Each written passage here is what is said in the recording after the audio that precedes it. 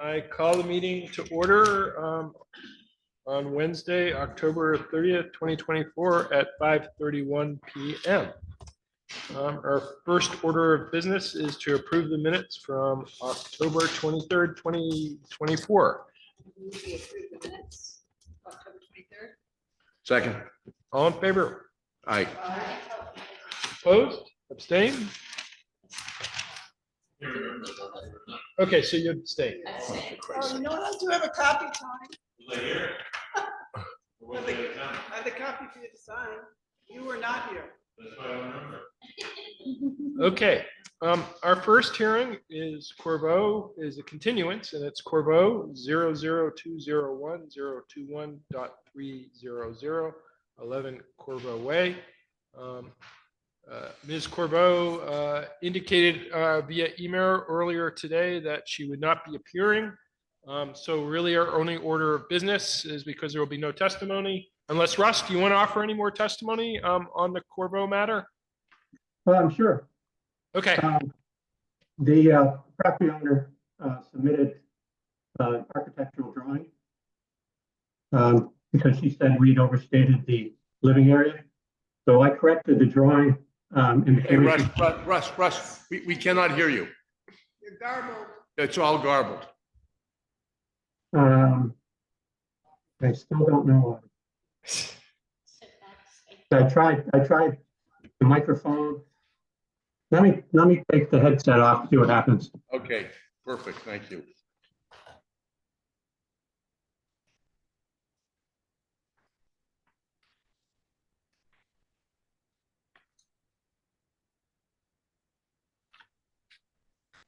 How does that sound?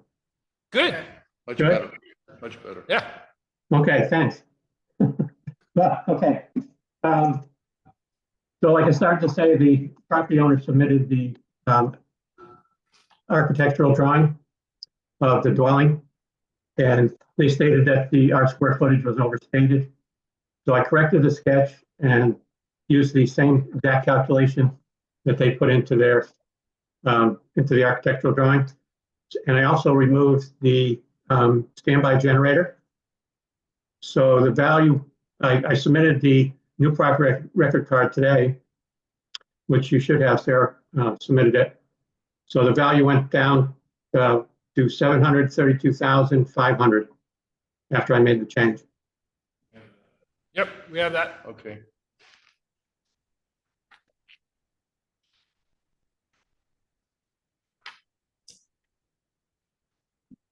And do you also do a new comparables report, or? I tested it out. It pretty much came out the same. You know, the comparable supported the value, so it's just used as a reference anyway. So there wasn't much change there. Okay. And this is to Teresa. So it's my understanding that Ms. Corbeau has seen this, It's been shared with her. Yes. and she wants to continue her appeal. As far as I know, I had no response after sharing it. Wonderful news. It is wonderful news. So I think the next step is for us to, what was her communication with respect to setting up an inspection date and time? I think she's open to anything, that she must have some remote way of unlocking her place, but I said someone would have to be there, and she said that was fine. She would arrange whatever needs to be arranged. Yeah. Okay. All right, so yes, sir. Did she indicate what she thought the value should be adjusted to? Presentation to the board? I believe she did.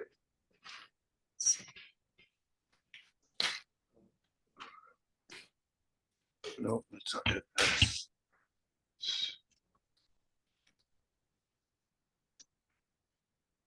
So one of the land reduced 35,000. That's all I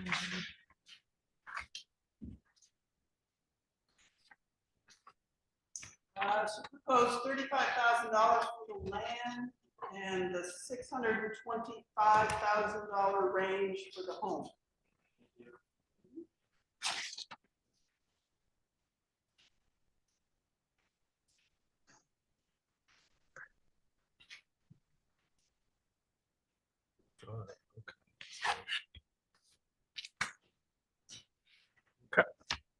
All right, so we need to set an inspection team.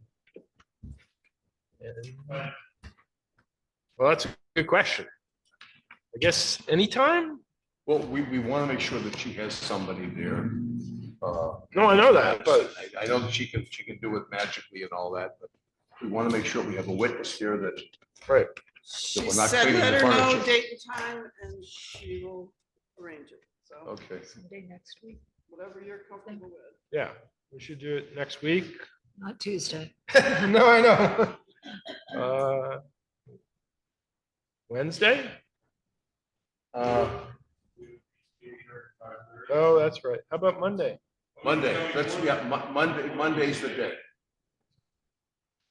Monday. I can do it. Okay, Tom, you The can do it morning, too? yeah, I can do it. 10 All right. in the morning, maybe? That work? What time did you say? 10? 10? 10 on Monday? 10. I promise I won't forget. So, Yeah. Therese, you'll communicate with her and let the team know that that time works. July the 4th. Who's going? Tony, Tony. Meg, and Tom. Okay. All right. The next hearing is Schwartz. This is also a continuation, 00201021.200 17 Ives Road. So you have new information from the assessor and one charge from the appellant. At the back of your packet. Okay, that's Sarah, all right. Yeah. All right. Russ, do you want to testify with respect to this property, Schwartz? Yes. So I removed the basement finish and recalculated the value and created a new comparable sales report. The new value after the change, the value is reduced to $386,050. 386? 386,050. Okay. And just so I'm clear, so I'm looking at the property card right now, and so I see that number, and then there's a number to the right of it, 380220. What's that number? That's the home site value Okay. because there's excess acres. So the excess acres doesn't go into the home site. Okay. All right. Anything else you want to say? No, I created new, I think I provided all the new comparables Okay. in the comparable worksheet. All right. So I note that the owners are not here to testify. And we have not heard from them? That one I did not hear from them. Okay. All right, so we still need to schedule an inspection of the Well, why don't the three, we're gonna be at Corvo, since Right. evidently it's right next door. to Yes. Same corners. road. Yeah, Might as well do that. Why not do both? right? okay. All right. So I guess Therese proposes, So that's one at 10, the one for them will be at 10:30, how's that? Okay, okay. okay.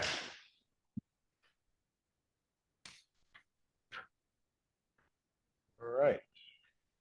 I'm trying to kill my Monday, you know that. All right, so the next continued case is Bliss, property number 00204018.000 147 Haskell Hill Road, which I believe we also have new information on.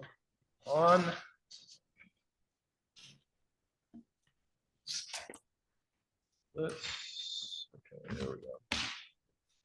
Right. So I note that Mr. Bliss is not here. Russ, would you like to testify about the new property card for this property? Yes. So basically what I did was the the dwelling data, the camp data had heating and it had some plumbing, and which created additional value. So I removed the plumbing, all the plumbing, and I removed the heating. So that reduced the value down to 118, 210. Okay. I just want to make sure you note that, they bought the property in 2017 for 150,000. Really? Really? Mhm. Okay. They paid 150,000 for of the thing that we looked at? Yes, yeah. Okay. Oh, whoa, okay. What year did you say, Russ? Well, what's 2017? It's on the property record card at the top. Thank you. And I also submitted a new market comparable. There's only one camp sale that I found, which supported, our value.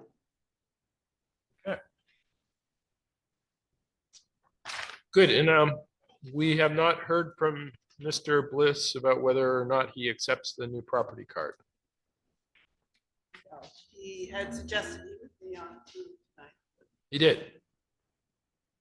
And he does not appear to be there. Okay, so I guess we'll assume, at least for the time being, that he is moving forward with his appeal. And we will need to schedule an inspection and send an inspection team who wants to trek out into the woods and look at the camp. I can see we're all excited to do that. I'll go. Depends on what day, John. Okay, Monday afternoon, I can do it. all right, Monday I afternoon. can't. Who's this? Schwartz. Mr. Schwartz. All right, well, let's finish this one and we'll go back. Yeah. So you can do it Monday afternoon? Monday afternoon, like 1, 2, whatever you want to do. Sure. It's your old neighborhood, Bon. You know where this is. Yeah. You want to do it? I wasn't here at the, am I allowed to do it? I wasn't here for the, I think just to do the inspection. Yeah. It'll be quick. oh, okay, I'd love to do it. I just think I could. Yeah, everything's on that Dropbox, the testimony. Yeah. Joe, 1 or 2? Okay, 1 o'clock. One, okay, one. Okay. So I guess, Therese, with respect to him, check with Mr. Bliss to make sure that whether he's fine with the property card or wants to continue his appeal. And if in that case he does want to continue with his appeal, then we need to schedule the inspection that we just set up. Okay. That should hopefully be a quick one because there's not much to look at. So, One but he- room, right, Yeah, one room empty. right. So there should not be much to look at. Remember, you're hiking in from the house, so. Yeah, I know. And Wear your boots. Has he seen this? Has he seen this? It's been shared with him. Yes, okay. All right.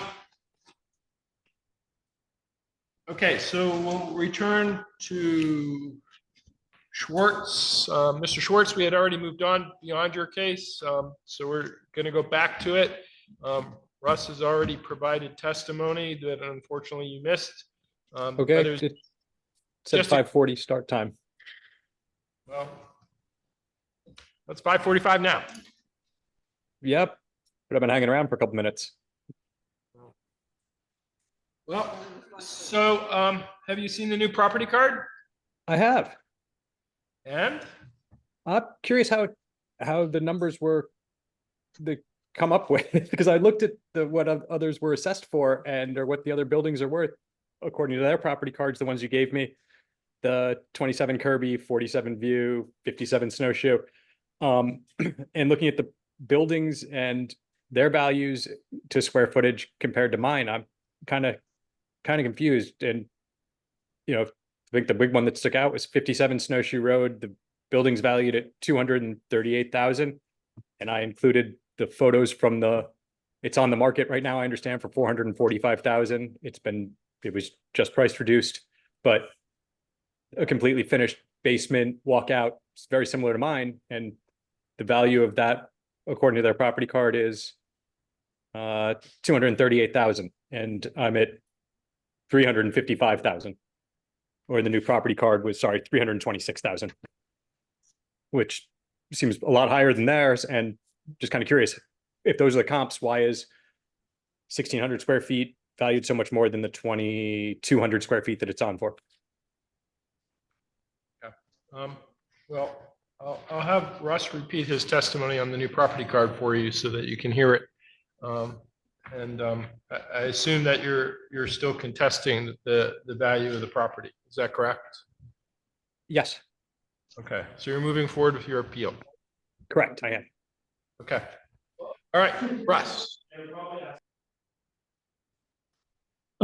Yeah, so the only thing that I changed from the prior meeting was I removed the finished basement and created the new value, which reduced the value down to 386,050. And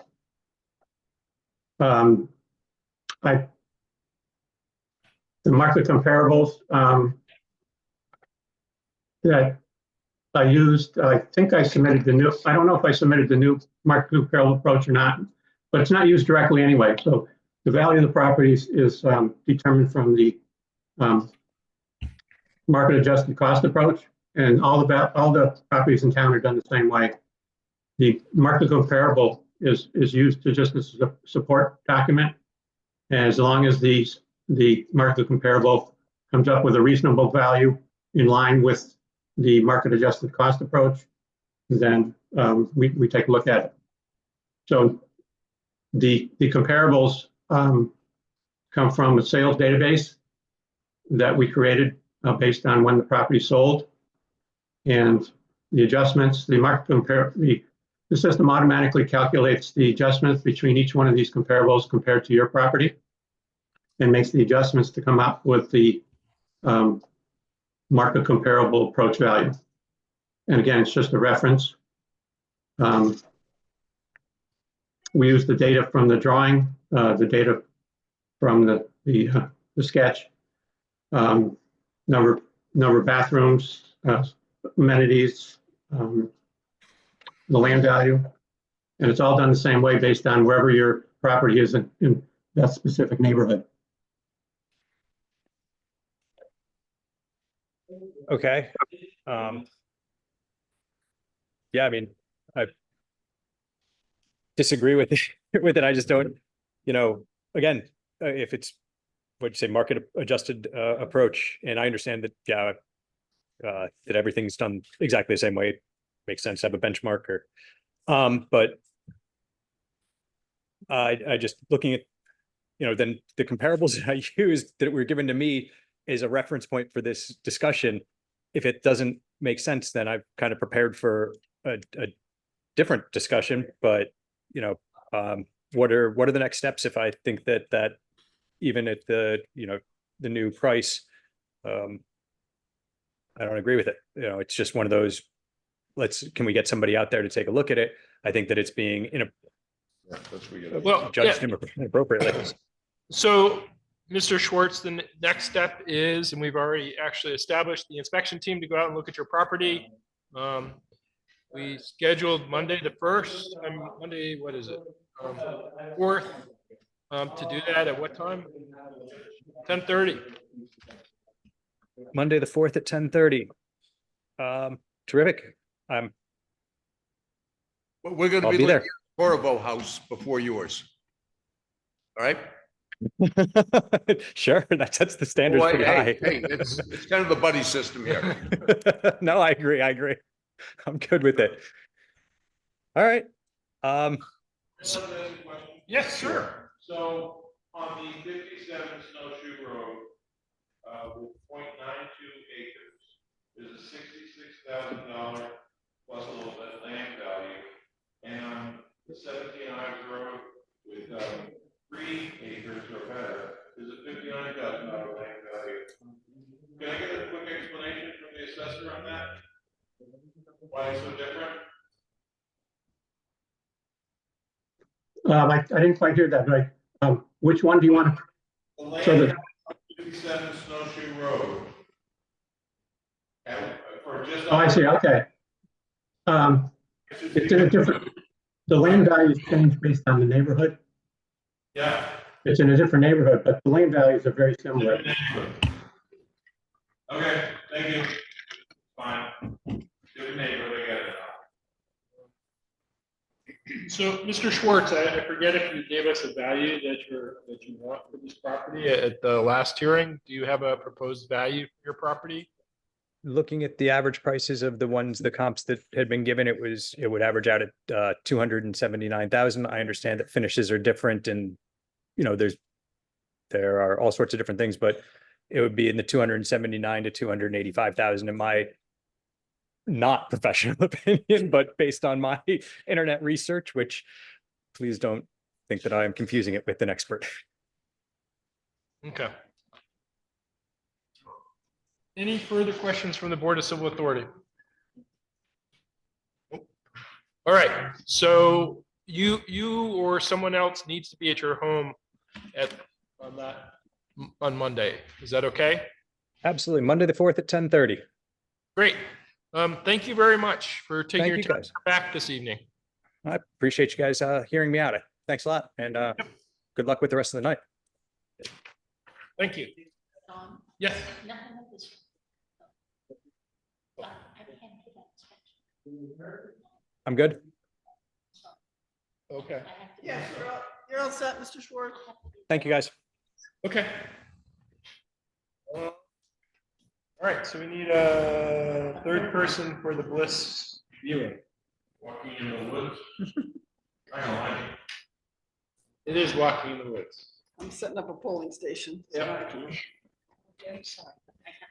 I have to- Maybe you check with John Vince and see if it's good. or Vince? Yeah, maybe Vince. See, can you do that? We'll stick with the time frame. Worst comes to worst, we'll figure it out. Yep. Yep. All right, our next hearing is Great River Hydro.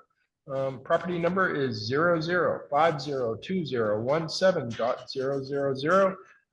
Utility, land only.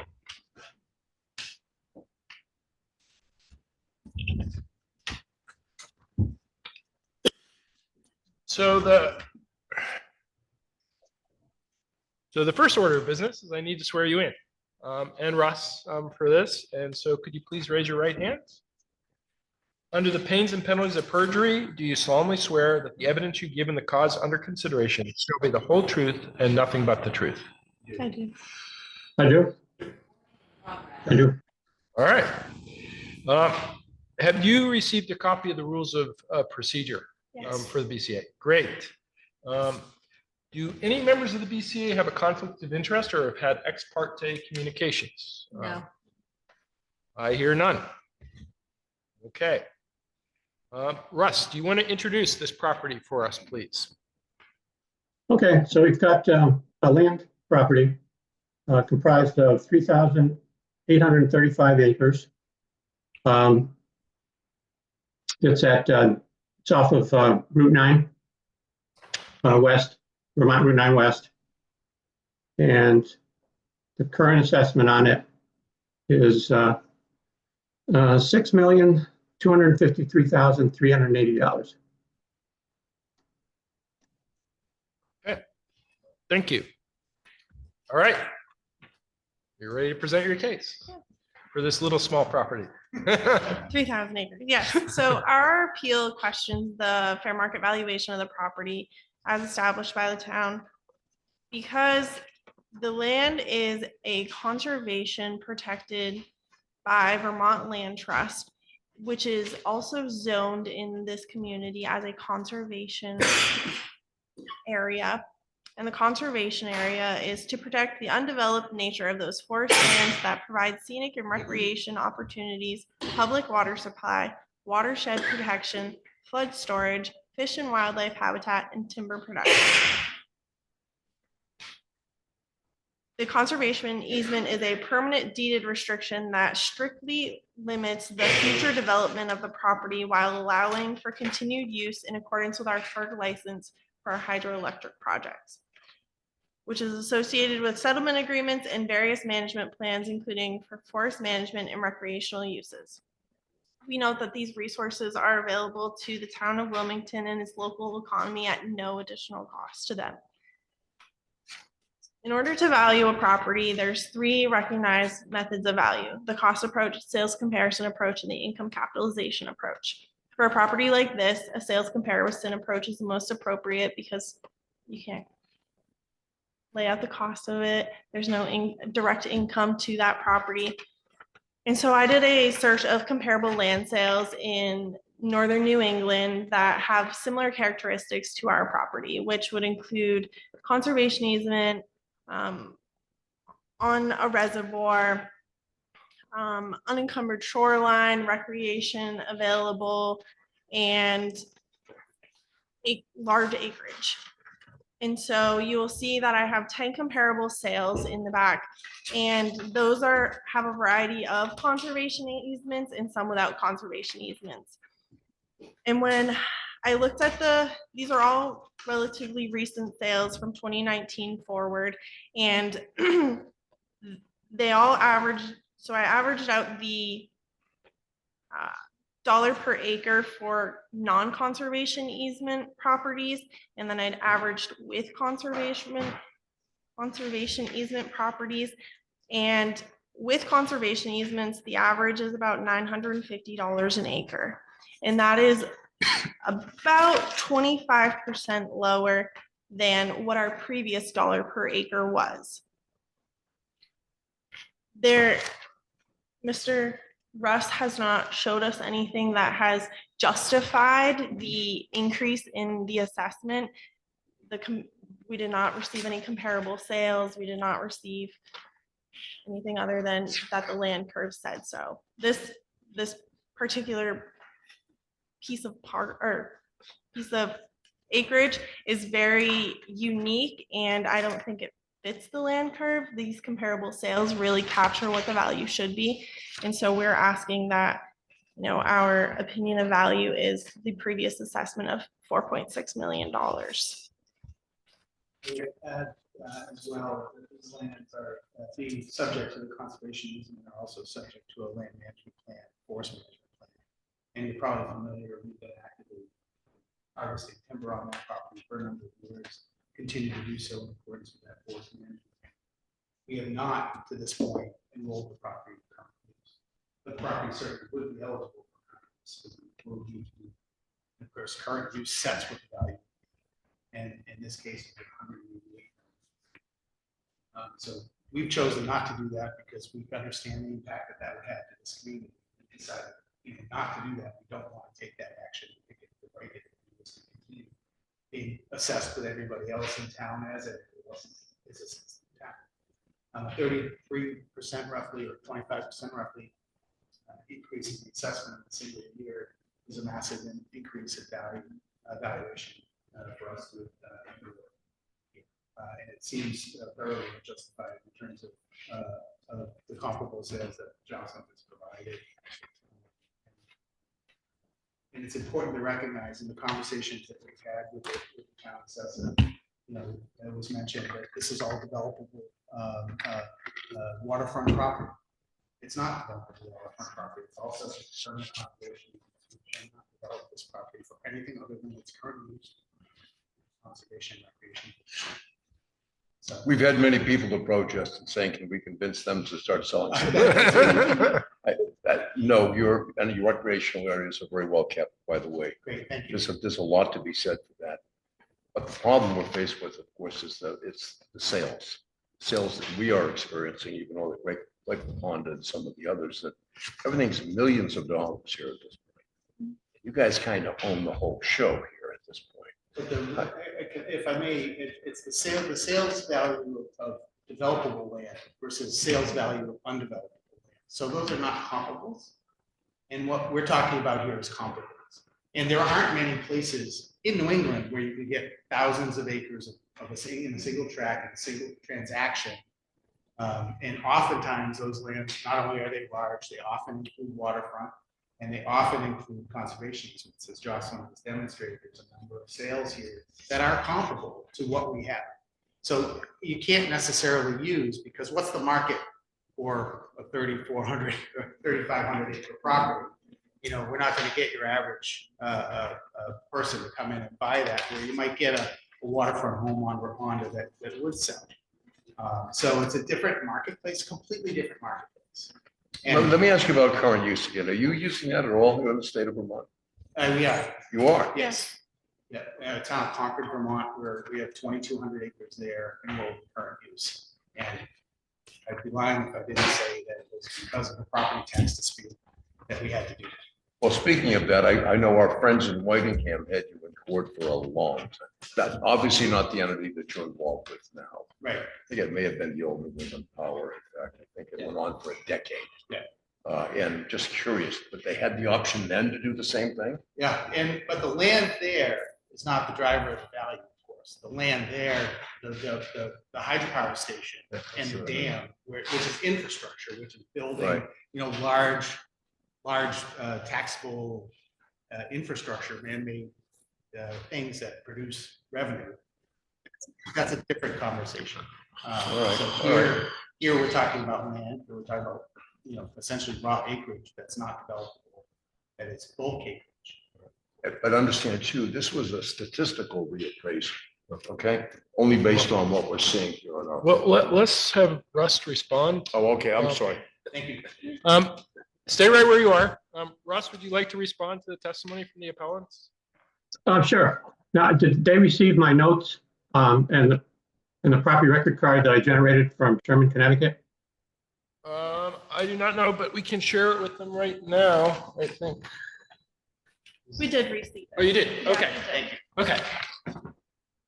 So I would argue that this, your comparables are really not comparable properties.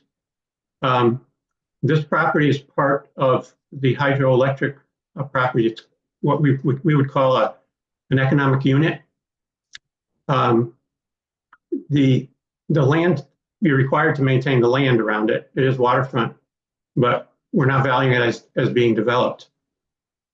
And in my notes, I stated that the land is resource protection land and is part of an economic unit of the hydroelectric power plant. So none of your comparables are really similar properties because they're not associated or part of a hydroelectric project.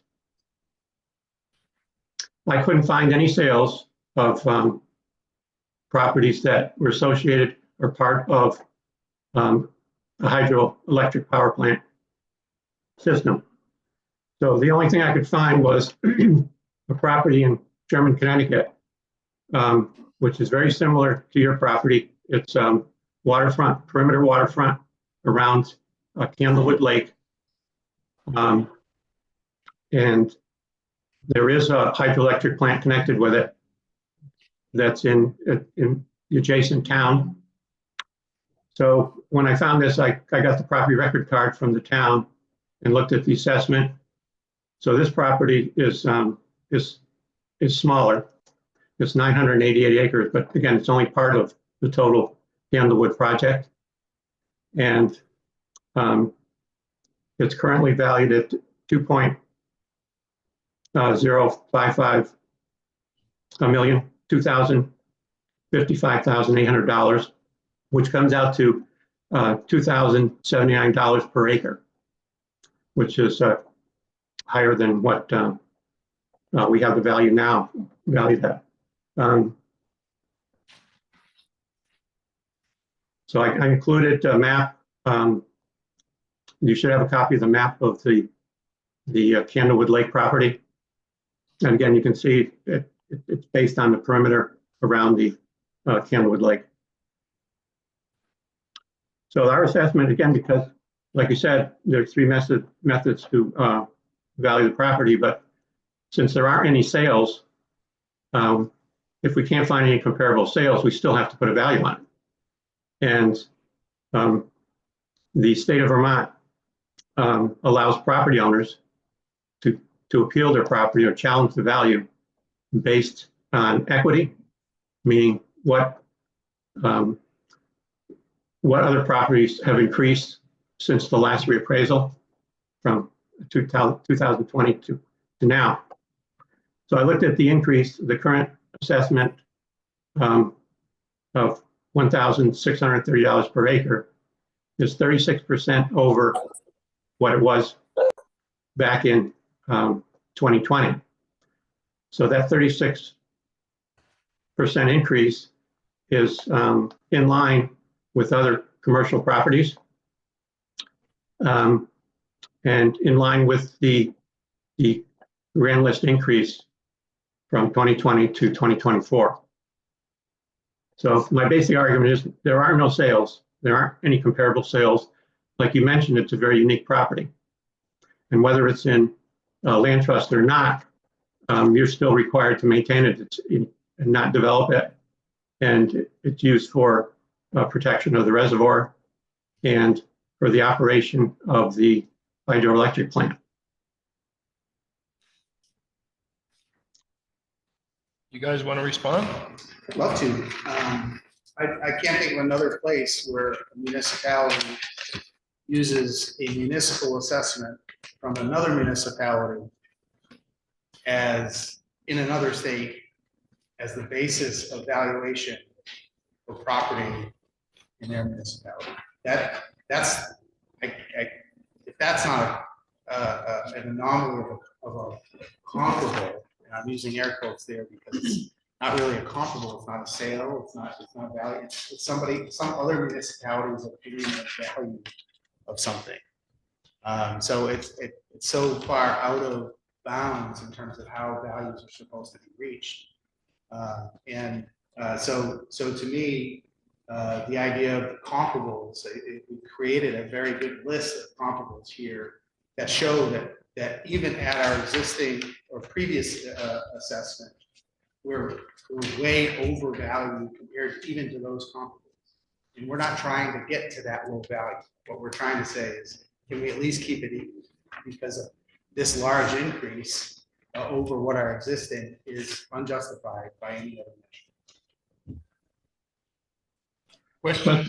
But Oh, go ahead, Russ, and then we'll have questions from the. well, but what's the difference between you using comparable sales from out of state? Because they're actually comparable sales, they're not municipal assessments. Well, again, I don't think they're comparable because they're not comparable type properties. Their sales of land has nothing to do with the hydroelectric plant. That are far below the value we're arguing. So I think what we're trying to do is find something that's reasonable and fair. And it's based at least on some data that is representative of this, of actual sales data. It's actually representative. Are there any questions from the Board of Civil Authority? Yes, Tony.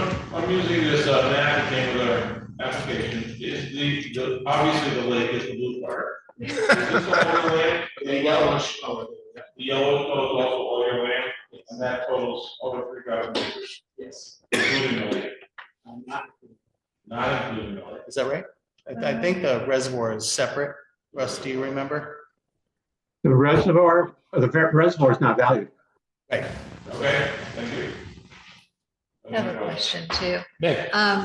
Before the Vermont Land Trust got involved with conserving the shorefront, you already had a restriction on the land, correct? You being the previous So hydro. the answer is no. We have FERC license for the property. Okay, and the So FERC it's license, within the FERC project boundary. So, and we can do this with any of our FERC project plans that aren't subject to conservation easements. We can petition the FERC to utilize the property in a different way. We do that regularly in a lot of different places. Sometimes it's to facilitate a new culvert that the town wants to put in on a road. Sometimes Right. it's because we deem the property no longer valuable to us from a FERC project works perspective. So there are plenty of places where we have sort of carved away. Mhm. But no, land resources are valuable. The company is always considered an important part of its Right. portfolio. So it's always largely kept its boundaries in place. But we have mechanisms that if the property was not conservation used, Right. we could utilize that. Which is the whole reason why the stakeholders during the licensing in the late 90s pushed for the property to be conservation. Right. So that it couldn't be used for those. other Exactly. purposes. Yeah. Thank you. Yes. Any other questions? Okay. The next order of business is for us to set an inspection team and inspect the property. I do not believe we need to inspect all 3,800 plus acres of the property. Since there's really no question, you have not questioned that that is your property, and it's not subject really to any debate in the hearing today. So we do need to see it, but we do not need to see all 3,800 acres of it. May we propose a methodology to see many of it? Sure. We were thinking about just getting all together, and Matthew is our recreation and public relations person, and he would take us all around to some recreation sites so that you could see our boundaries in various locations and kind of where our property is located among the community, because it is in many different areas. Yeah, we'd be happy to rent the van. Island. We were gonna vote, no? If it were early in the season, we would absolutely. We would talk to High Country. Get one Okay. people around. Today would have been fantastic. Yeah. Actually, but no, if that's agreeable to you all and it's helpful, we'd be glad to. We could go around to various places. Does that make sense to everyone? Sure. Can I have volunteers for inspection team? When are you gonna do it? If you do it on the 7th of November, I volunteer. On the 7th, perfect. 7? November 7th. Sure. I think, hold on. I can do it in the morning. I can do it in the morning. At 6:30. No, but Uh, 9 or 10 would be better. Oh, okay. 9 is 9. Okay, so, Meg, are you volunteering or? I'm not sure. Is Tony, anybody you else wanna do even this? Available? Yeah, With Matt. which is a lot better than hiking all 3,800 acres. Depends on your. I've been all over that property, so. I don't want to go, I don't like it, I will, do it. It's my responsibility. I don't see the benefit of it, personally.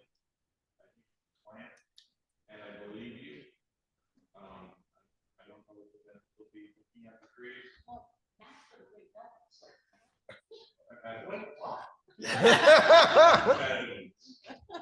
I'll go if needed, but, I got my schedule open that morning. After Tuesday, I'm not available after Tuesday. Okay, So I can do it. all right.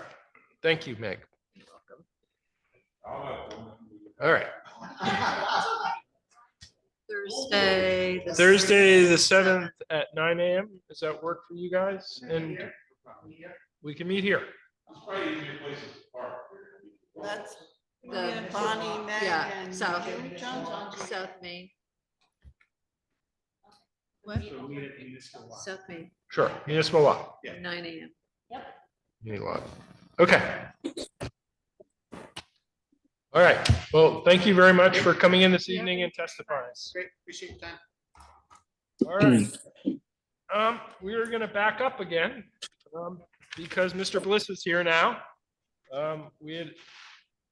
So we'll go back to the continuation of the Bliss matter, which is, I've already mentioned the numbers. So Mr. Bliss, Russ had already testified about the new property card. Did you receive the new property card? I did. Can you hear me okay? Yes, we can.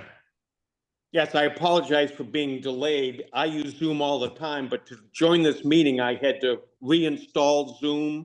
And then they said, look for the code. I couldn't find the code. So I apologize. It was a technical joining issue, not lack of interest. Right. So you saw on the new property card that Russ dropped the value of the property from 130,270 to 118,210.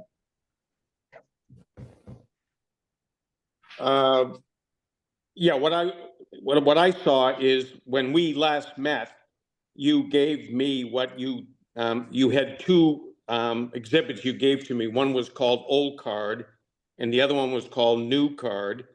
And the new card valuation was 118,130. which I think had probably the land at 84,210 and the cabin itself at 33,920. And what we discovered when we looked at it at the meeting was that it had been reduced from 130 to 118, but that it had not been addressed to rectify the errors in the description of the cabin. And so that was the continuation. And There's a new one. So there's a new one. excuse me? There is a newer one. Yes. Now, if I understand the new one, what I see has happened here is that the value attributed to the cabin went down, the amount attributed to the land went up, such that the bottom line did not change. And that's a sort of a surprising mathematical anomaly, but it's still at 118, 130, but you've increased the land value from what was on the new card by about 14 or 15%. If I'm reading that correctly. I'm not looking at the same thing. We're not looking at Is the this same thing. the new card, for 2524? Yes. Yeah. 201? It's not right inside. 201 on that sheet.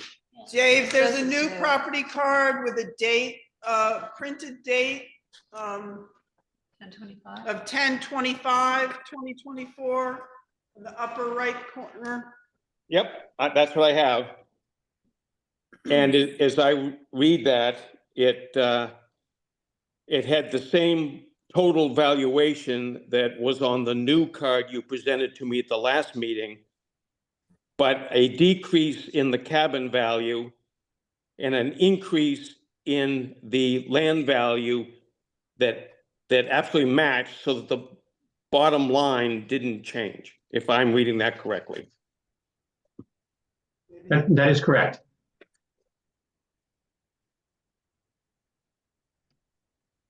So I just found that a mathematical surprise or an anomaly that two things could change by exactly the required number to keep the bottom line the same. But if I read this correctly, you have reduced what, if I understand how to read the charts correctly, the 2024 market value of the cabin from 33,920 to 22,000. Is that correct? That's correct. And then you've increased the valuation of the property from the 84,210 that was represented on what was labeled the new card at the last meeting. That's gone up to 96,210, or an increase of, I think, 14 or 15%. Yes, that's correct. So just as an outsider looking at it, when I saw the 118, 130 at the last meeting, I said, that's really great progress. That's nice progress, but we haven't addressed the errors in the cabin. We've now addressed the errors in the cabins, but the bottom line didn't change. We increased the land value by exactly the same amount. So, and the other thing that, as I went through the data that you sent to me, which I appreciate, is last time there were two comparables. This time there was a single comparable on Minor Road. And if I read it correctly, the Minor Road property is 10.8 acres versus 7.8. There's an adjustment, says here, of 32,000 to get them comparable. The floor space, the living space of the cabin is 27% bigger on the comparable, and the size of the deck is double the size. So if that's the comparable, and the total valuation of that property is still less than what the 118 and the 96 we're talking about. So I need some help just understanding how that flows. Yeah, that's, Russ, can you explain why the land value increased on the new card, please? Yes, so I tried to keep the value to the 118,000. It started out, I wanted to try to make a correction to the land value because there's a large pond on the property, which wasn't accounted for in the original valuation. So when I put the influence factor for the pond in, if you look at the front of the card, the land detail line, it says home site, the first land detail line on the property record card. Then you'll see the land influences over to the right. And so you'll see there's a plus 30%. So I added the 30% influence factor because of the pond. So across the town, whenever there's a pond on the property, if it's near the dwelling or the house or whatever, and if it's a significant size, then it definitely has an influence on the property value. And that was not in there before. So by putting that influence factor on the pond, that increased the land value, which then brought the value, a similar value. It's coincidentally, it came up to pretty close to the same value that was there before. So that's why the land value went up. And again, I referenced the, the fact that I believe you purchased the property in 2017 for 150,000. So I was trying to make sure that we didn't undervalue the property. On the reference to the comparables, I dropped one of the comparables because there actually wasn't any land. So it would just put a land value in there based on whatever the comp had, it would make an adjustment. So that one comparable property,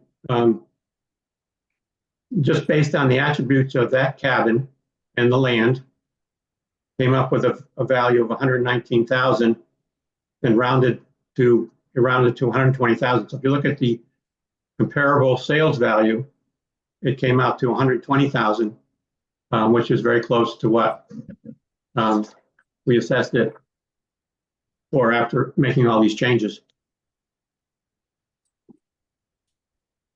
Okay. So I'm understanding that even though our property is 7.8 acres versus 10.8, that the pond would increase the value of that 7.8 acres by 30%? Now it's the factor is only placed on the first 2 acres. So the first 2 acres have a plus 30. There's actually 3 influence factors on that property. There's a -10 because it's on a private road. There's a 30% factor because of the pond. And again, I made that change because that was a correction. So the whole purpose of going over and reviewing this was to make the corrections. So if I made the correction to the building, then I should have been able to make the correction to the land also. So those 3 land influences are on the first 2 acres only. And then the rest after 2 acres, it goes into a classification called residential excess acres. And there's no influence factors related to that 5.81 acres. And so it's treated like anybody else's land in that neighborhood, which is it's neighborhood 3. So there's no adjustments there. So all the adjustments and influence factors are all put on the first 2 acres. So there's 2 negative adjustments for the first 2 acres, and then one positive adjustment, which is the 30% for the pond. And that's somewhat subjective. Again, I put it in there to try to create a reasonable value for what I think it was worth after making the corrections.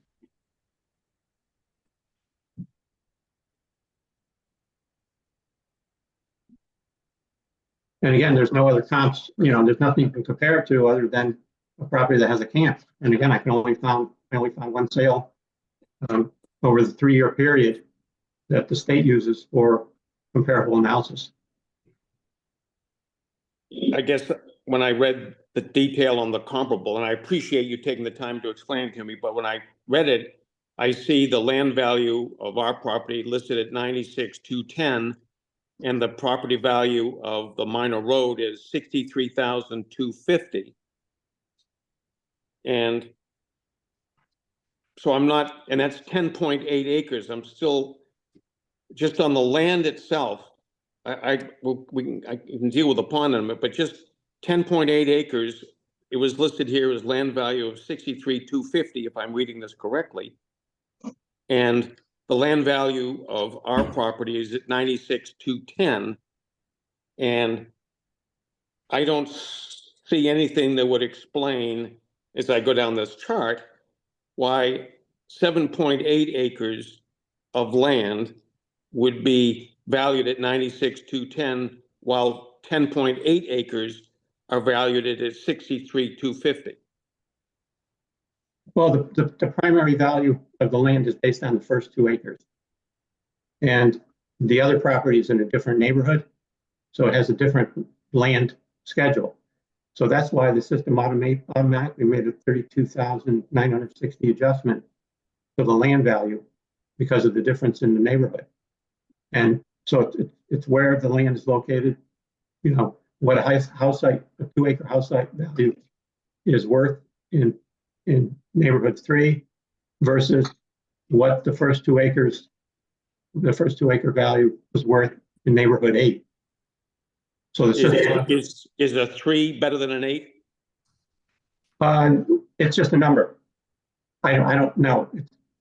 I'd have to look at the land tables, the land schedule for that neighborhood. No, I appreciate that. I'm just saying when yes, it's just a number, and yes, it's subjective, and yes, but I still come back to, I understand that a pond gets a positive increase. I'm still back to the same issue I've had about how 7.8 acres, sort of an odd shape 8 acres, 7.8 acres gets valued at higher than something that's 10.8. And as my other reference point was the 10.8 acres of land that I own on Look Road, which is a very comparable area of the town, and that's at 83,000. So that's at 83. This one says 63. I just don't know how I get to 96,210. Okay, Well, yeah, you are correct. Your other property is actually in a different neighborhood, so it has a different land schedule. When we did the research on the location of the property, there was a lot of questions about it. We talked to E911, and your property, because the frontage on this property is on Haskell Hill. It's in that neighborhood. Your property on Look Road is in a different neighborhood and it has frontage in a different neighborhood. So the land schedules are different, even though they're close in proximity to each other. But we have to have boundaries for the neighborhoods. Okay, but now we're getting in. all right. Mr. Bliss, I think we understand that you disagree with Mr. Bowden. And I think he's explained his position through his testimony, and you've explained your position through your testimony. I think the one thing we may not know is what value you believe the property should be set at.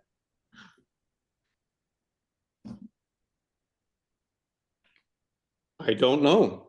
As I've said, and I appreciate the time you're spending, and I'm not trying to be difficult. And you know, if we're just getting to the point where it is what it is, and we can move on, it's that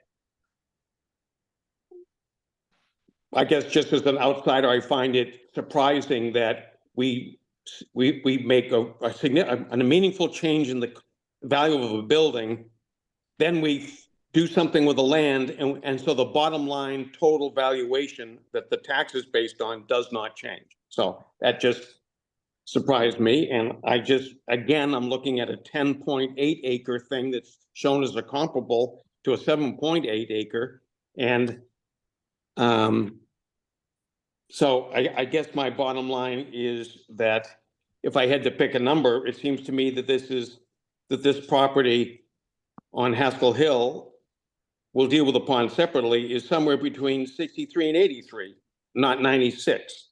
And I understand different neighborhoods, but I live there. I know what those two streets look like. And if anything, the Look Road Street is a higher value street. But anyway, that's where the reason I started this whole process, and I know you've got a book full of things that you're trying to do. The reason I started this, because I've ignored it in the past, the number just seemed egregious. It just seemed it lacked all kinds of credibility for me. So that's why I spent the time to go through this for whatever the final outcome is. It's just, it made no sense to me.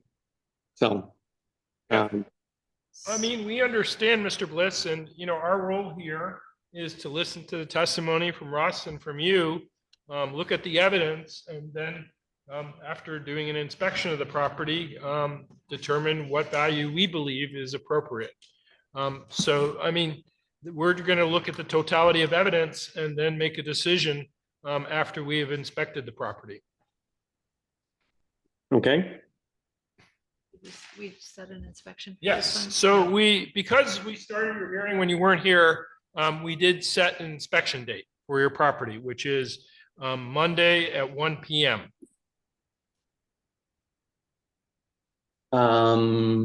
we just Monday, November 4th, Yes, at what time? 1 PM. Okay. So now, included in the stuff that was sent to me was and we don't have to deal with this, maybe we'll get this when but there was a note from Sarah Costelia to Teresa that had a number of points about this property, which I could not understand. But it says the property's on Haskell Hill, but is access through Look Road. The Haskell Hill property is accessible from Haskell Hill. The statement here is that for you to inspect it, you need I'm quoting here, must have some sort of driveway and trail access. And there is a driveway and trail access from Haskell Hill. Just shared, right? The beginning of it is shared access. So I don't know, and there's also the thing about 911, that the address would be Look Road. I don't know why Just- the address. Mr. okay. Mr. Bliss, that has nothing to do with this hearing. Okay, 911 is nothing. We're here only to determine the fair market value of your property. okay, so where do we want to meet on the Haskell Hill side at 1 o'clock on Monday? Yes, please. So the way you want to come is to come up Haskell Hill and go into the driveway of one of the Marchand property, whatever that is, 179 or 149. 149, excuse me. Yep. 129 or 149. 49. If you come in that driveway, you can park in the driveway and then there's a road that walks in. I'll meet you at the driveway. Okay, that would be wonderful. Thank you very much. All right. And Okay, thank you thank very you. much for coming back tonight. Thank you. Okay. The next, we have 4 cases, which I'm going to read all together because we have the same owner for all 4 properties. And so I, can swear him in for all 4. So the first hearing is Grenold Cleos LLC 020220029.000 13 Beaver Street. The next hearing is Grenold Cygnus, property number 010040006, 0.330, 3 Gasly Job Way. The fourth is Grenold 02320027.000 156 Blue Hill Road. And then the final property is Grenold. The property number is HS Saddle 0.016 land only.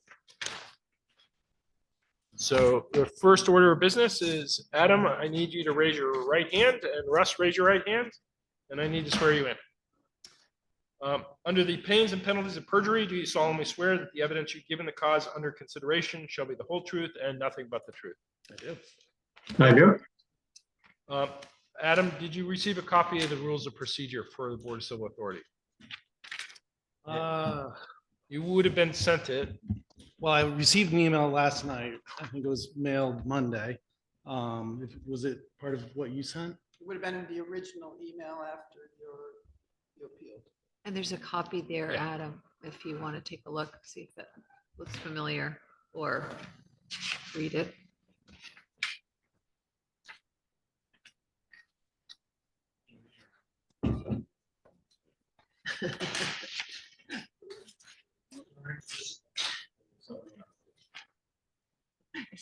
Is he coming on that one, on the tour? Okay. Great, thank you. Okay.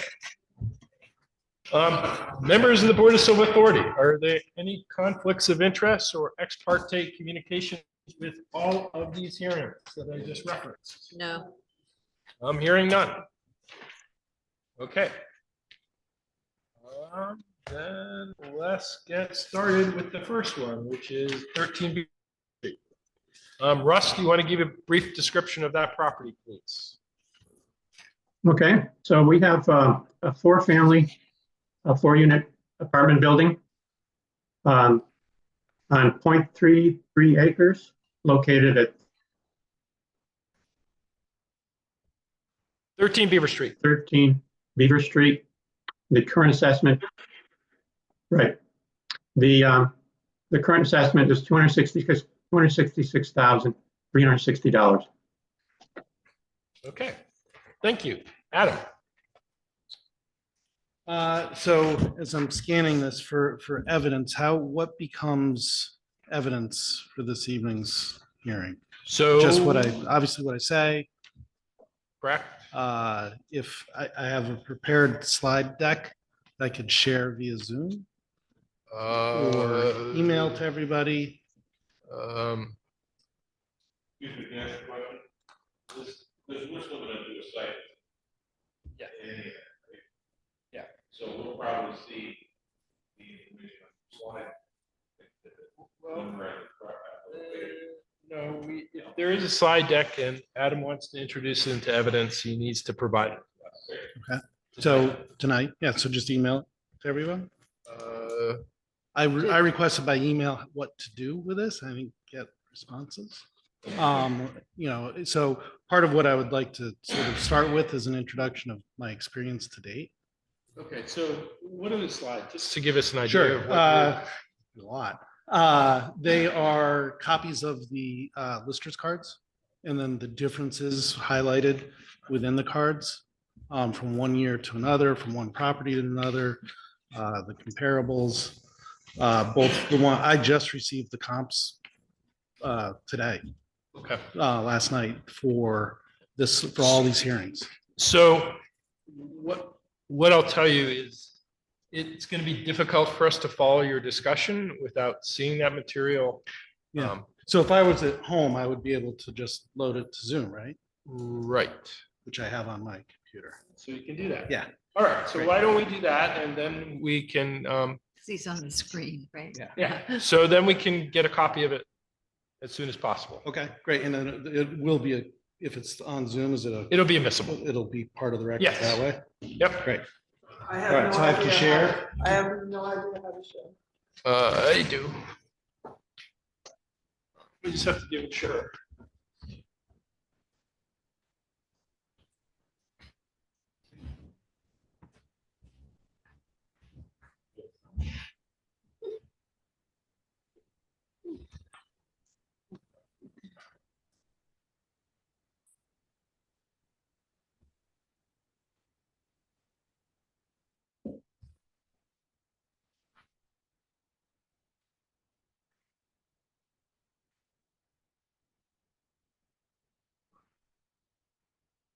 You should probably email it to me,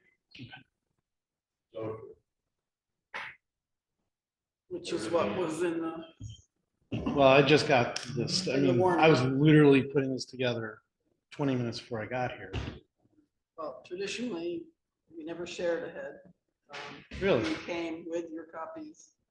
Like the assessor does not share what the comps are in advance? Nope, traditionally, no. This is all new since COVID. We have it for the hearing. That's all. We got it. So you have to just Look at it tonight. on the spot Right. historically. Interesting. My reading says that it should be transparent, that the Vermont statute, Vermont League of Cities and Towns says that all information should be provided timely and transparent. Okay.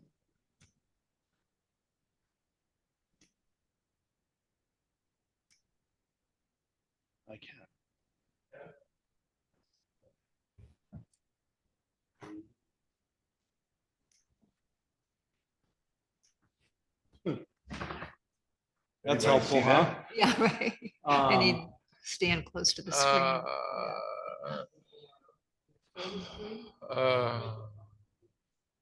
Is it a PowerPoint? Yeah, I can zoom a little. Okay. There's a PowerPoint. Is it in presentation mode? No, not yet. That's a little better. Okay.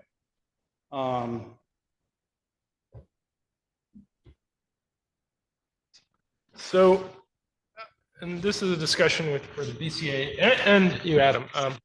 It's gonna, I can't read that. No, And I assume none of the board can Not read that. easily. So that's gonna make it difficult for us to follow your testimony, especially if it's relying on all these documents. So what we can do is we can continue this hearing Okay. until next Wednesday. And between now and then, if you send all these documents to Therese, then the BCA will have them. Okay. And, you know, we can pull them up on our computer or we'll have paper copies.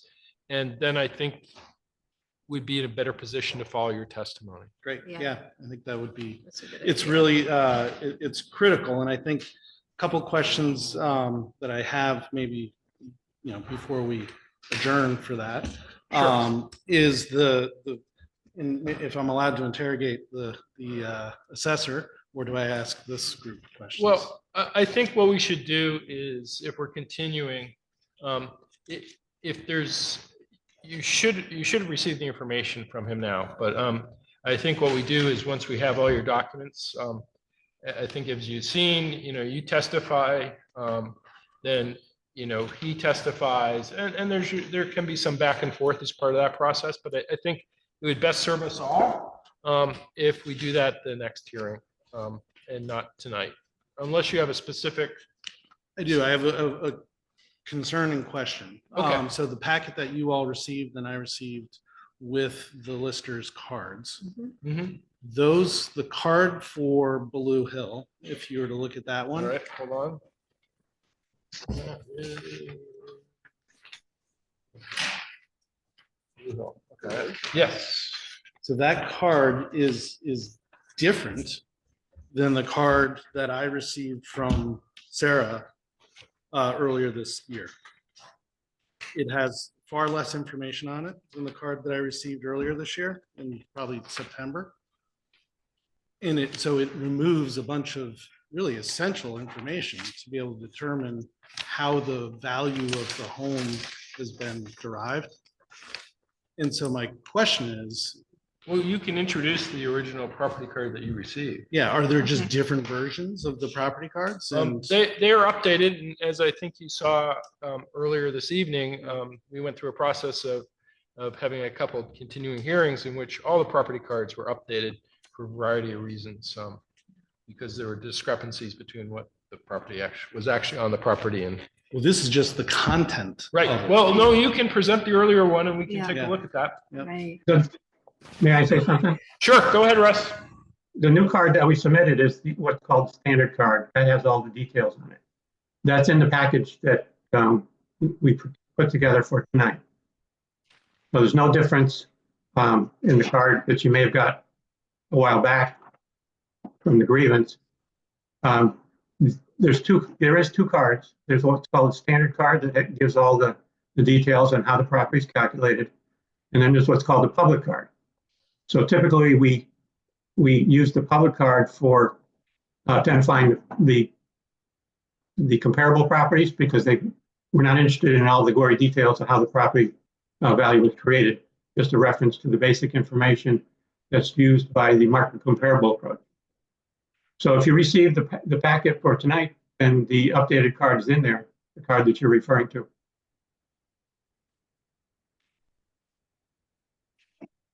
Yeah, it does not contain the same information.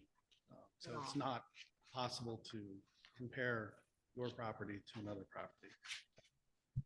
As we heard the confusion with other testimony earlier tonight, all of this is a Wizard of Oz behind the screen.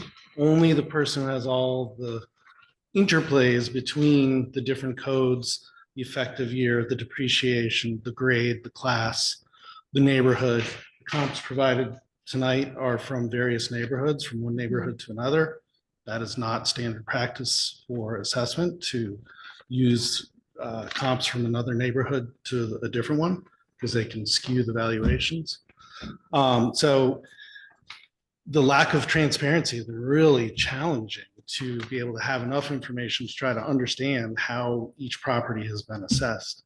And it's started in September and continued up through the submission of a completely different card that I hadn't seen before with far less information. So I think continuation is great. But I did really want this board to know, and I would like to ask who the assessor reports to within the town. Is that to like the town manager? Does they to the select board? And if the information is not available, why not? You know, I asked Russ through Sarah for information in September, a detailed list, and I received 2 documents that had nothing to do with the request. I believe the assessor reports to the town. Right. Yeah. He's hired as a consultant. I think he's busy, busy consultant. Well, there's very few of them left. Yes, yeah, I get it. A lot of work to do. So so if I email do I email? Therese. Yeah. And she'll put them in Dropbox, which is what we use to collect all the documents. And then we'll all have access to the documents. All that information was in the warning for me. Send your information ahead to me. You know when I got that? Last night. Certified mail? I got that last night. Got one Last before night. that. No, I got it last night. The certified letter? I sent it out again, yes. As we got closer, because I sent out, everybody when we laid out the whole set of hearings, I sent out emails to everybody regarding when their hearing would be. Yes, I got your emails. I think, this is, I don't want to come across as anyone here having done anything. It's just been frustrating to get the necessary information. Okay. So just to be clear, the property card we're looking at is not the newest one? The one Well, that- no, I heard Russ say there are 2 different versions of cards. a Okay, so public we and a have one private one. version. I'm not sure which one. Yeah. The one that's in the package is the standard property record card, which has all the details on it. Okay. I will share the one that I have that has Okay. a lot more information. Okay. Also, the town website no longer allows you to search lister cards. My understanding of that, I had the same question about that. You're referring to the town view where you can look up a property and then you click on the property card and it's not there. It's my understanding is the reason for that is that the property cards are being updated and haven't been linked to that site. You used to be able to at least look up the old ones. Yes. Now you can't even. do No, you that. can't. No, I know. I've managed that problem. So. Well, the mapping company updated the program and they couldn't put the new cards in until they updated the program. Well, thank you all for your time. I know you Yeah. just hearing what you did already tonight. I All right. can't imagine what you've got.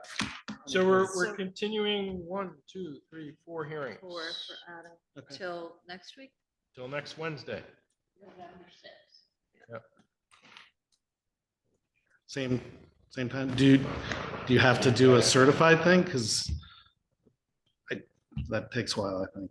What? Certified mail or do I? No, we're just continuing it. Okay. So Yeah. What time?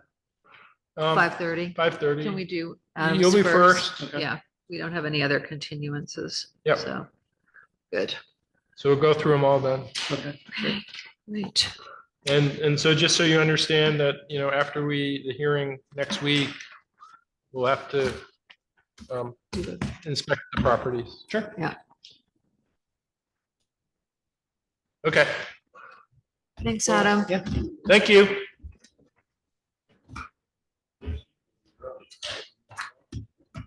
Oh, not that. Still be dark. It'll be darker. Earlier or later?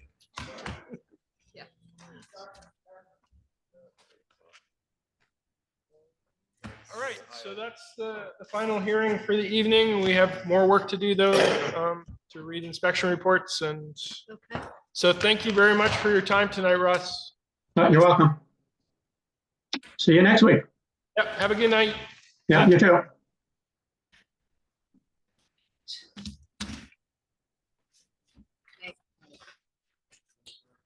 So We have a number of Inspections. sections.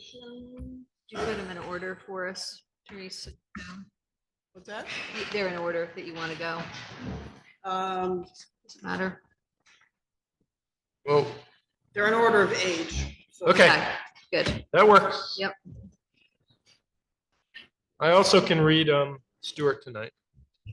Even though I haven't sent it to you. You what? Stuart. Do you want me to read this Oh. one, John? That, Our good That friend, John Mr. LeBron Stewart. did. Yeah. That would okay. be great. So I'm Where going to do you want read to start? What's the first one? the golf. PT Golf. Okay. All right, I want to read that. This is an inspection by John LeBron, John Gannon, and me, October 8th, inspection of 70 Spyglass Road, owner of Vermont Golf. Inspection was completed on the above captioned property on October 8th, 2024 at approximately 9 a.m. The appellants, John Cleanthes and Patrick Aubrey, were present. No one from the assessor's office chose to attend. Property is located at 70 Spyglass Road, consists of the golf course and 3 structures, a clubhouse, a storage building, and a pump station. The clubhouse is 2 levels and is in above average condition with some plumbing pipe issues and somewhat worn windows. Top floor contains a full restaurant with a good sized outdoor seating area and a full kitchen. Bottom floor contains both men's and women's lockers and shower facilities. Also a gift shop on the lower level. All look to be in above average shape. The clubhouse is located on a private road, which the golf course owners pay to maintain in the summer. The clubhouse showers are not in use due to existing problems with the water line to the bathrooms. Pump house, though still functioning, is in below average shape. One of the pumps is no longer working and the working pump is in poor condition. Storage facility consists of 2 structures. The larger one appears to be in an average shape along with the second smaller structure. The golf course itself is in above average condition. The best use for this property is a golf course. Okay. All right, then you have Belcastro. You want me to read this one? Yes, ma'am. Okay. Okay. Okay, so this is on property at 150 North Town Road.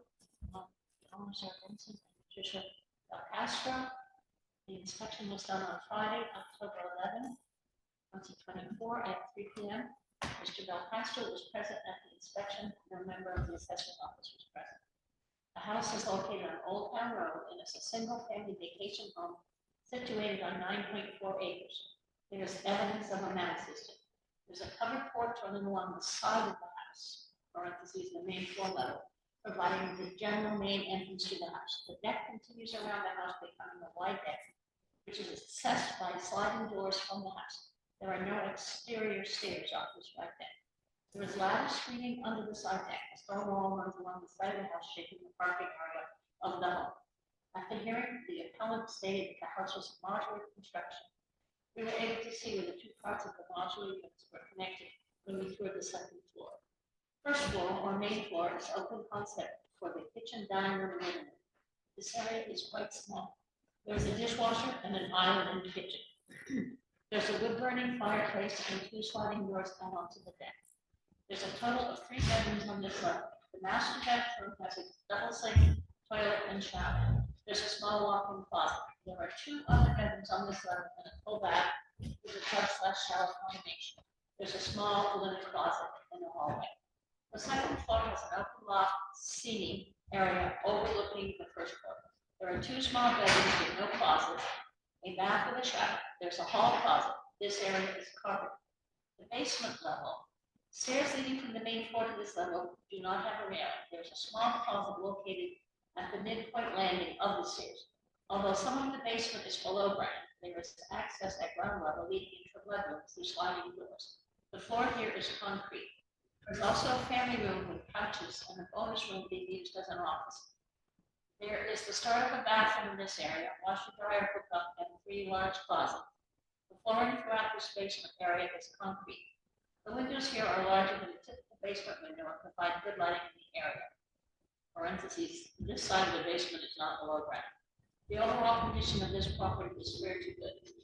Respectfully submitted by Sarah Fisher, Carroll County Board. Great. By the way, he was very welcoming. He wasn't like he was all the time.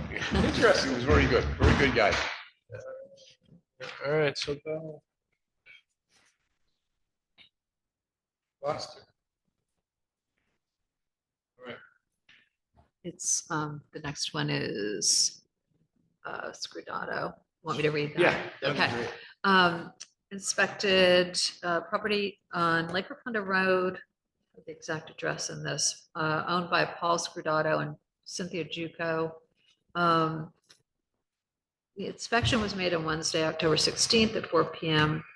The lock to the garage outbuilding on the property was left unlatched for us to go inside. No member of the assessor's office was present.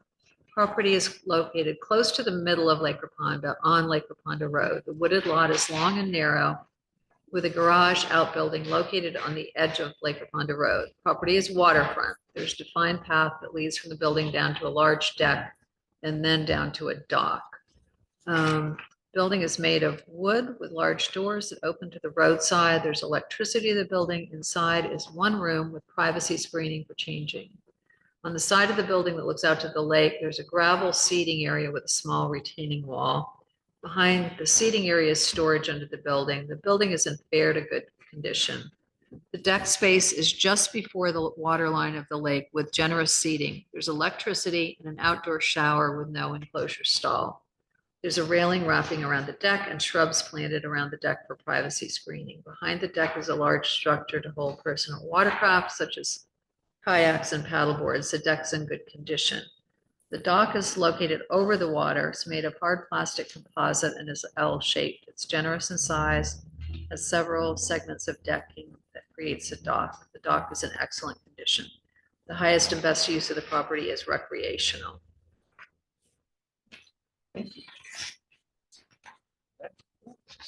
Gold. That would be me. Oh, there's no residence. There's just a garage. So, All right. The inspection was made on October 17th, 2024 at 10 a.m. on Gold. One of the owners was present. The inspection team was Tom Fitzgerald, John Gannon, and Tony Tribbiani. Entrance to the property is via a steep driveway. Driveway erosion is evident. As you descend the driveway, there is a massive stone retaining wall on your right. There are signs that the retaining wall is bulging and may need repairs in the future. Except for the driveway, the property is extremely steep and has a large number of deciduous trees that block much of the view of Lake Raponda from the house and all of the property, except immediately along the waterfront. There's a small grass lawn with huge rhododendrons in the rear of the house. The house has 3 types of siding: board and batten, clapboard, and shake, making the outside of the house a bit incongruous. All the siding appears to be in good condition. We did note mold and dampness on the outside cement basement walls. The roof is a standing metal roof with one skylight. The owner claims that the roof leaks.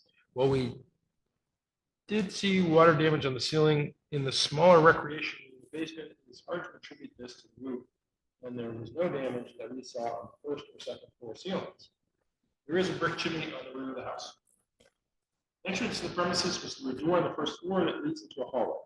The entrance has a covered porch. Tiled hallway leads into the living and dining room. With entrance into the kitchen on the right and entrance into a bedroom on the right.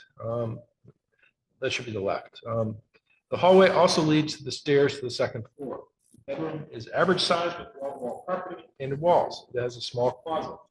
Next to this bedroom is a full bath in 70s pink tile and Formica countertops. Bath pictures are average and dated. The living and dining room are open concept with both floors and 20 walls. There's a large gleamstone wood burning fireplace in the living dining room. To the right of the fireplace are 2 sliding glass doors that leads to a wood deck that covers about half the rear of the house and part of one side of the house. There's a wood walkway that connects the deck to the garage beds.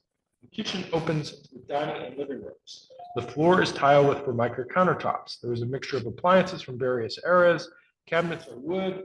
There is a small breakfast nook to the left of the kitchen if you are facing the front of the house. The breakfast nook has a floor, the tile flooring and wood panel. Sliding glass door leads to the deck. Second floor stairs are carpeted and lead into a small hallway on the second floor. Along the hallway to its end is an average sized bedroom. It has wall-to-wall carpeting and painted walls. It has a small closet. There is a bath with shower. The floor is tile and the walls painted. The fixtures are dated. There is a storage area and keys that can be reached from the bathroom. The master bedroom is on the right of the hallway. It has wall-to-wall carpet and painted walls. It has a small closet and a small den. The den has wall-to-wall carpet and painted walls. There is access to storage from the den. The basement is entered from a stairway that starts in the living room. The stairs are carpeted. Directly across from the stairs in the basement is a utility closet that contains a newer oil furnace. To the right of the stairs is a small unfinished laundry room. Next to the laundry room is a small kitchenette with a microwave and small refrigerator. The washer and dryer appear fairly new, unlike all the other appliances in the house. To the left of the stairs is a recreational room with a pool ping pong table. There is wall-to-wall carpeting and painted walls. This recreation room leads into an unfinished workshop. The workshop has a doorway to the outside. Towards the rear of the house is a large recreational room and bedroom. The recreational room has wall-to-wall carpet and wood painted walls. One corner is sided with brick and the floor is brick too. The wood stove is located on the brick floor. The basement bedroom is next to this recreational room. It has wall-to-wall carpeting and wood paneling. The bedroom leads to a basement bathroom with a shower. The bathroom floor is Formica tiles and Formica countertop. Bath fixtures are average. The walls are painted in wood. The entire basement is very damp. There's a separate two-story garage that connects to the porch on the first floor of the house via a wood walkway. This garage has two small bays and a workshop at the rear of the garage. There is a small unfinished basement that is used for storage and is accessed through a stairway that leads to the dock. It does not appear to be heated or insulated. Garage side is wood cladding. Asphalt. Passive garage basement. The path continues through the trees to Lake Recovery where there is a small dock. The dock is the only part of the property that has good views of the lake. The highest and best use of this property is residential.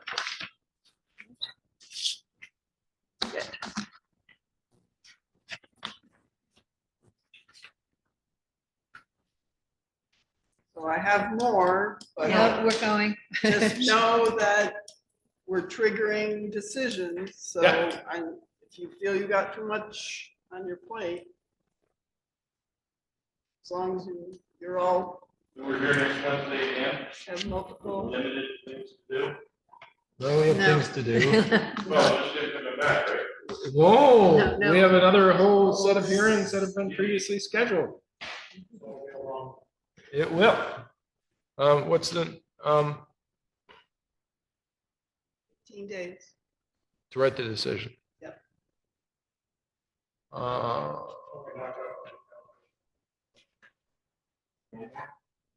Well, let's see, we just did gold, that one. That was, and this one was just yesterday, Schreiber. I Oh. mean, we could wait, right? We could wait on If we Schreiber. needed to, yeah. Let's wait on Schreiber. Oh, gosh, that breaks my heart. But we could do Kaplan. Kaplan, That yeah. was not too hard. Do you agree, Tony and Meg? Oh, yeah. Yep. Yep, I'll do that too. I've got, yep, I could do others if we want to. All right, Kaplan, what are we doing? I'll do Kaplan. Okay. Inspection of Brown Road land, owner Richard and Lori Kaplan, was inspected by John Gannon, Meg Streeter, and Tony Tribiano. The inspection was made on October 17th, 2024 at 10 a.m. Neither the assessor nor owners were present. The property consists of a 24.8 acre lot that is accessed from Brown Road. It appears that a vast trail crosses the land near Brown Road, giving the property snowmobile access. The property has been recently logged, and the section near Brown Road has been cleared. The property is relatively flat near Brown Road and could support a house site. If the property was subdivided, it appears that there could be room for more than one house site. The highest and best use of the property is residential. I'd like to do the inspection. Oh, no, never mind. It's about a decision. I can do, you want me to do 43 Three Streams Way? I've got the decisions Oh. about done on these. Oh, good. but we have to do this first, right? Yeah. So, okay. Yes, we do. Okay.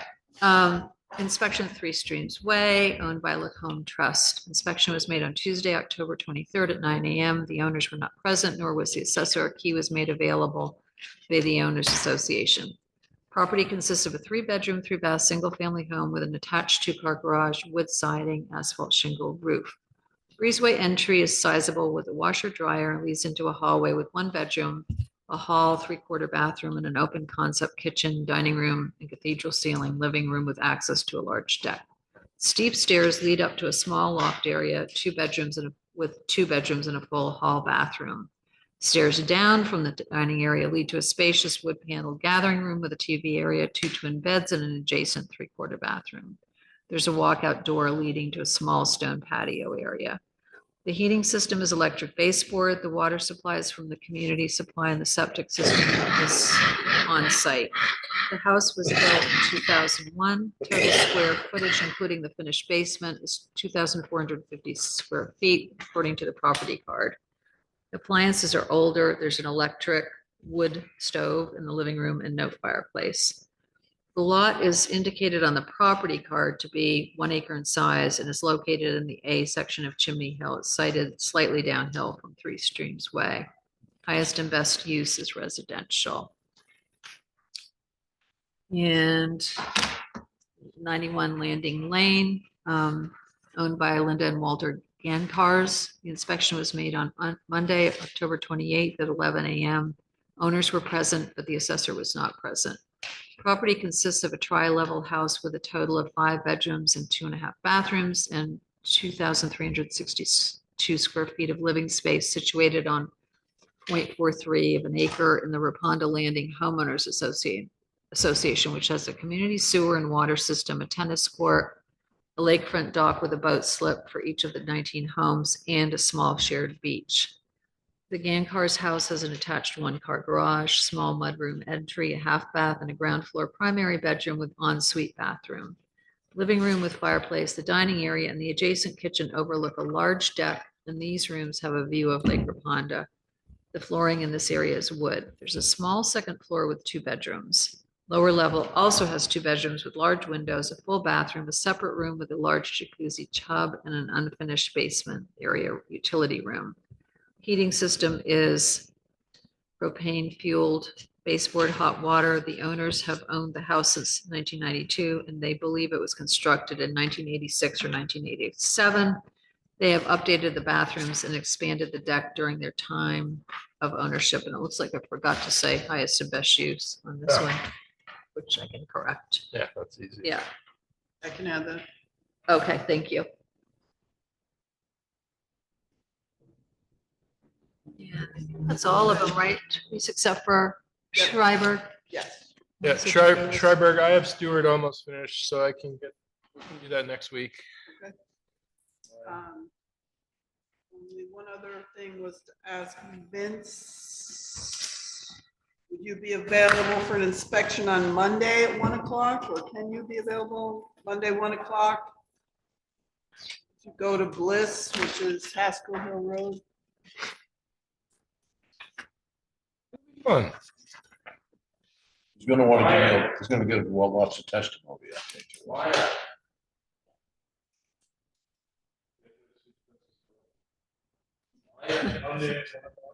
Yes. Yeah.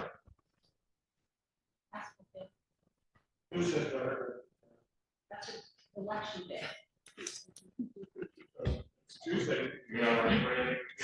All right, so the, So it'll be John, Tom, and Vince. Monday at so 1 o'clock. we'll meet, the way to get to the property is you go to the driveway at 149 Haskell Hill.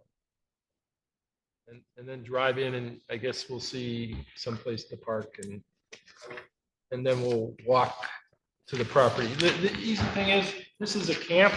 It's a 1-room camp with nothing in it, so it should not take us long to inspect the property. I pray. Yeah, I know. He'll take way shorter than the testimony, I'm sure. Oh, yeah. Yes, right. Thursday, Yeah. it's Thursday the 7th. Oh, we have Do we have Bonnie, me, and who? Me. else? Okay, Does it work? Okay. okay. Wanted to know what was going on. Yeah, good idea. Okay. Don't count on it. All right, so you ready for deliberations? I'll turn it Yes. off. Yep.